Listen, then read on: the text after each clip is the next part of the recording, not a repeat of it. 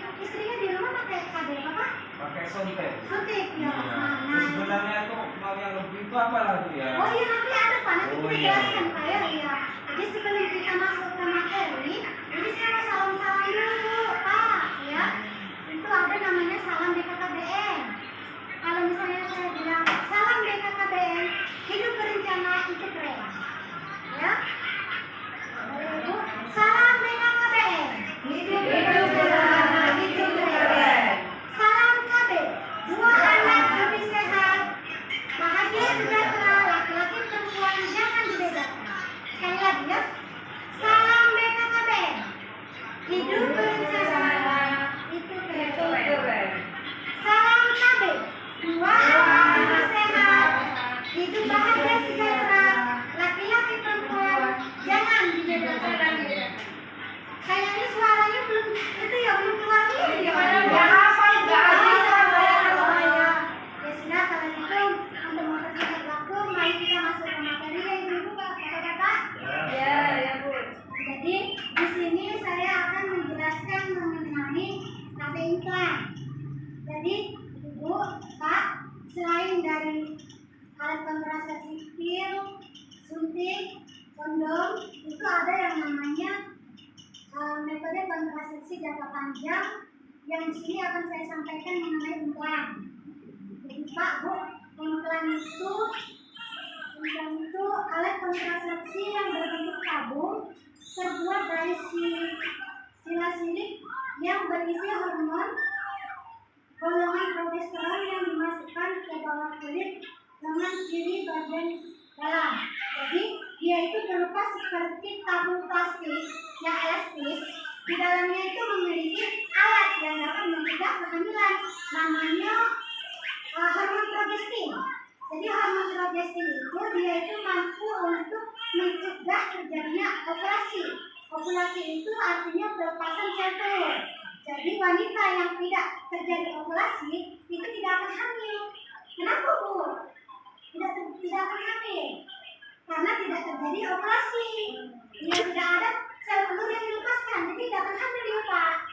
Ya itu cara kerjanya. Selain itu juga hormon progestin itu dapat menebalkan lendir di sekitar dinding rahim. Kalau dinding rahimnya itu tebal, otomatis si sperma tadi itu sulit untuk menembus rahim tadi. Ya. Nah, di sini saya akan menjelaskan mengenai keuntungannya. Banyak sekali keuntungan-keuntungan yang kita dapat dari menggunakan KB implan ini.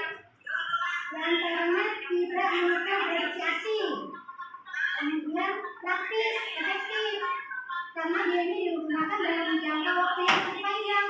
Jadi cocok sekali kalau misalnya untuk ibu-ibu yang ingin menunda kehamilan dalam jangka waktu yang cukup lama, 3 tahun tadi.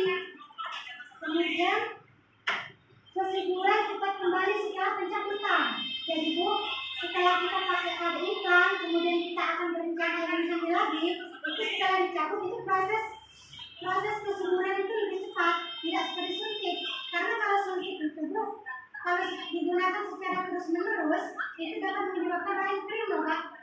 Kalau nanti rahim ibunya sudah kering, sulit untuk penyakit itu lagi.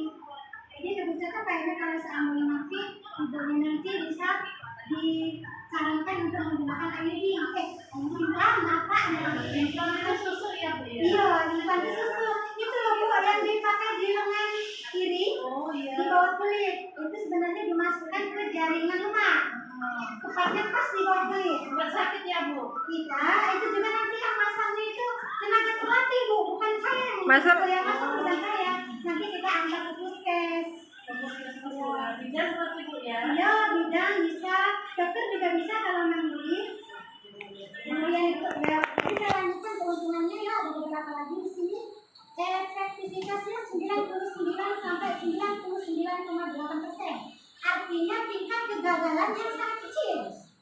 Tidak seperti suntik yang bisa kebobolan atau pil. Kalau pil kita lupa pakai, itu bisa kebobolan. Tapi kalau sudah pakai implan ini Pak, tingkat efektivitas keberhasilannya lebih tinggi. Nah, tapi selain dari keuntungannya tadi itu, KB implan ini juga memiliki kekurangan. Ya, tidak lepas dari kekurangan Bu. Jadi kekurangannya di sini, dia ini KB iklan ini tidak dapat mencegah yang namanya penyakit seksual yang menular.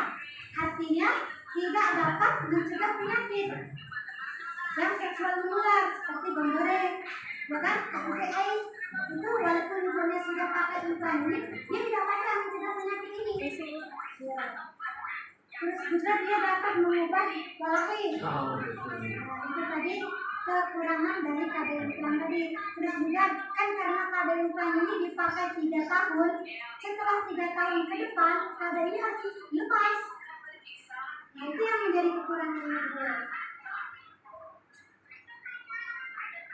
Mungkin ada yang ingin ditanyakan Bu, silakan. Kalau ada yang ingin bertanya, Kalau katanya ada yang dipasang di bawah kulit itu Bu ya, ada yang jalan itu apa Bu? oh iya, sebenarnya itu yang katanya jalan-jalan itu karena penggunaan yang tidak tepat, penggunaan KB iklan pemasangan yang tidak benar. Misalkan gini Bu, kalau dia itu kan dipasang di jaringan lemak, kalau dia itu tidak dipasang di jaringan lemak, itu dapat menyebabkan implan itu berjalan karena ikut dengan penumpaan darah kita. Dia jadi dia yang